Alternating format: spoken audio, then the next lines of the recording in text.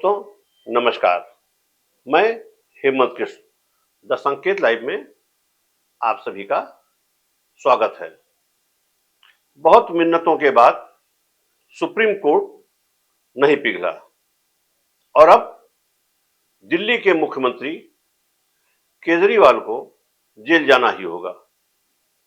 2 तारीख को केजरीवाल जेल पहुंचेंगे और तब तक चुनाव खत्म हो चुका होगा।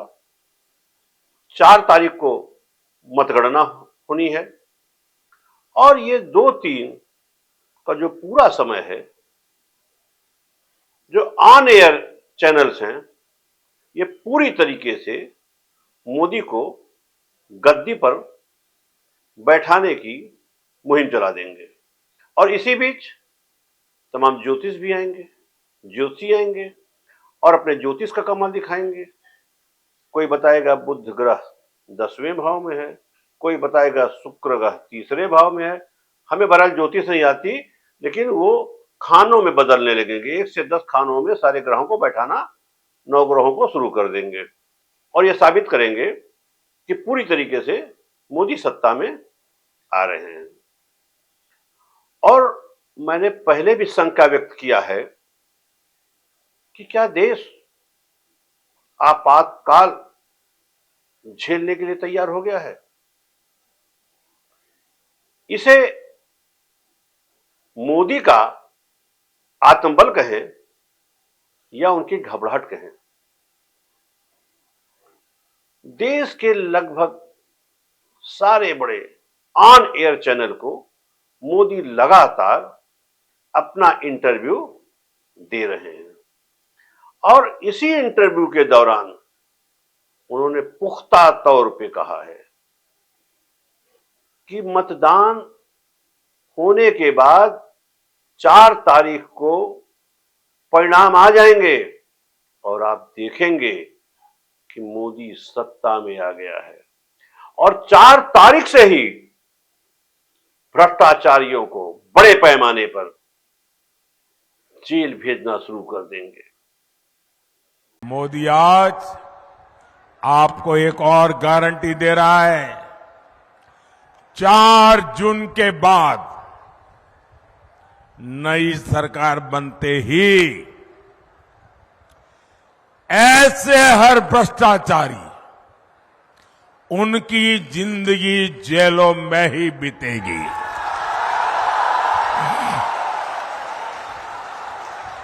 4 जून पड़े भ्रष्टाचारीদের ওপরে एक्शन आरो तीव्र होबे। तो दोस्तों, अगर इतने आत्मबल से कह रहे हैं कि उनकी सरकार आ जाएगी, तो हमें मान लेना चाहिए कि चाहे जनता के वोट से आवे, पूर्ण बहुमत से आवे या कम सीटों के साथ, अन्य दलों के साथ, अन्य प्रदेशों के साथ तोड़ फोड़ करके 272 का आंकड़ा पार करेंगे।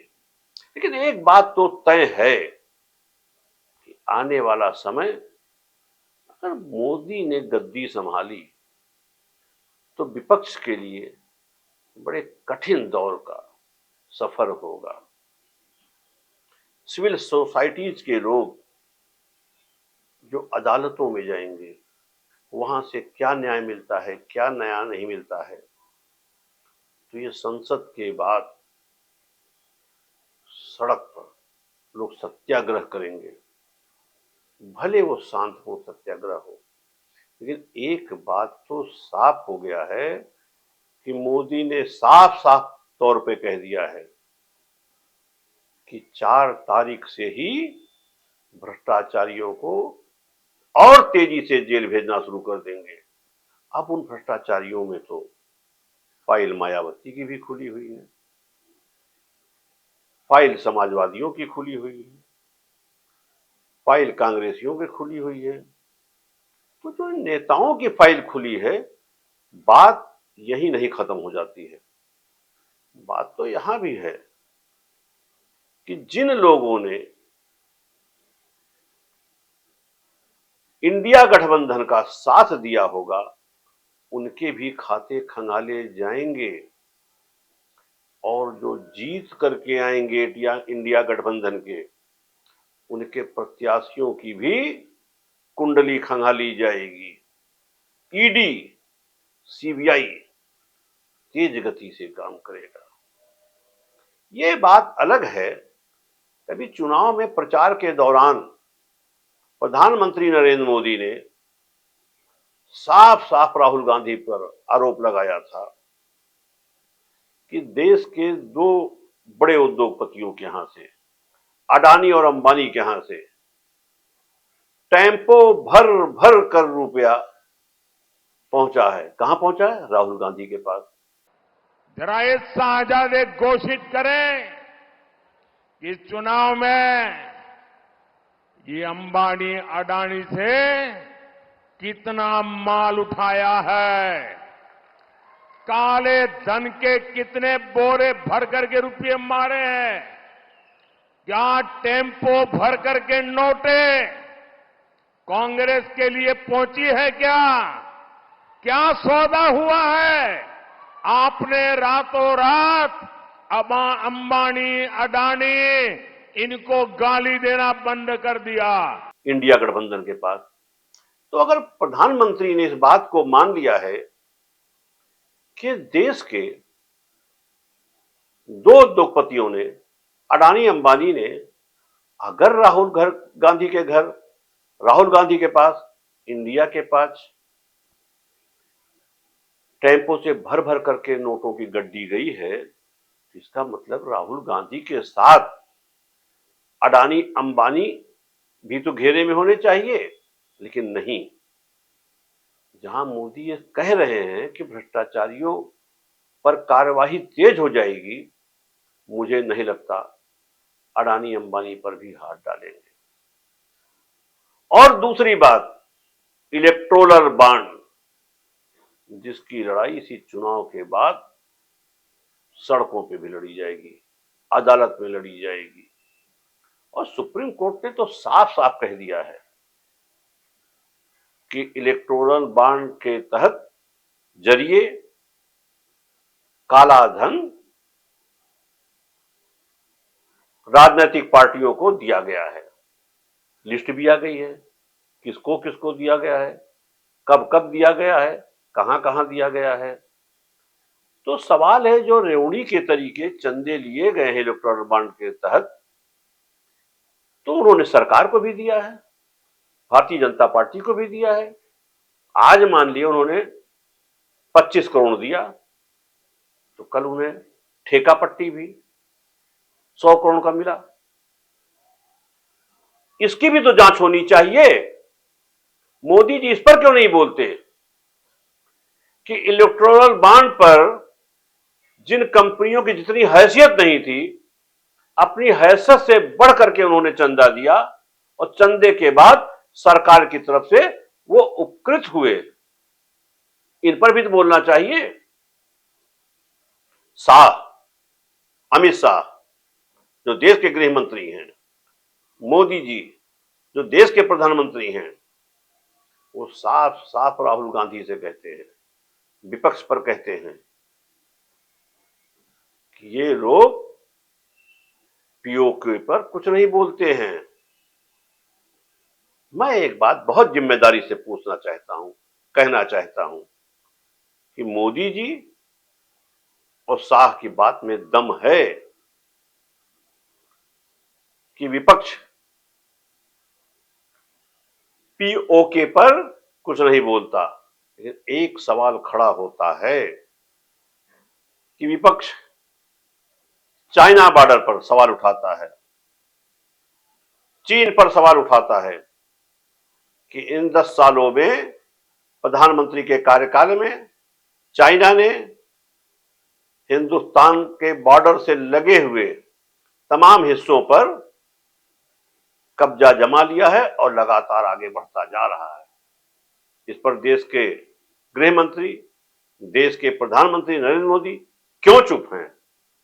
अगर विपक्ष पीओके पर चुप है, तो हमारी सरकार के जो धुरंधर हैं वो चाइना पर भी तो चुप हैं।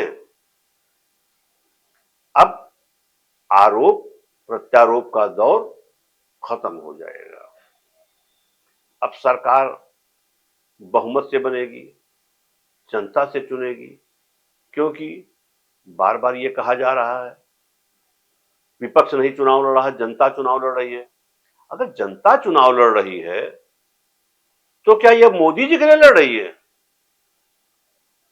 भाजपा गठबंधन के लिए लड़ रही है, या ये जनता भाजपा के विरोध में खड़ी है और इंडिया गठबंधन के साथ खड़े होकर के चुनाव लड़ रही है? अगर ये तय हो गया कि वो भाजपा गठबंधन के लिए लड़ रही है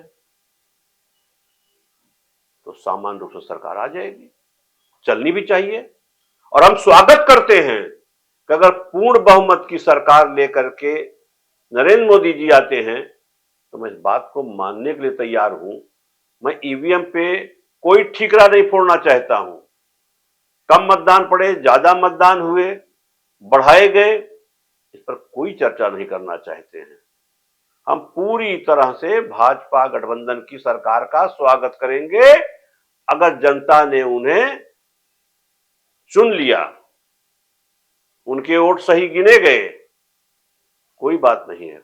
लेकिन दोस्तों एक बात है, अगर 220, 225, 230 पर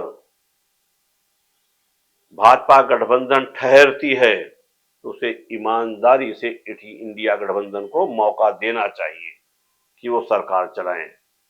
और अगर उन्होंने 230 पर अपना दमखम दिखाया कि हां मुझे इतना ही मिला है और उन्होंने विपक्ष को सरकार बनाने का न्योता दिया, ये लोकतंत्र की बहुत बड़ी जीत होगी। लेकिन अब लोकतंत्र खतरे में है, संविधान खतरे पे है।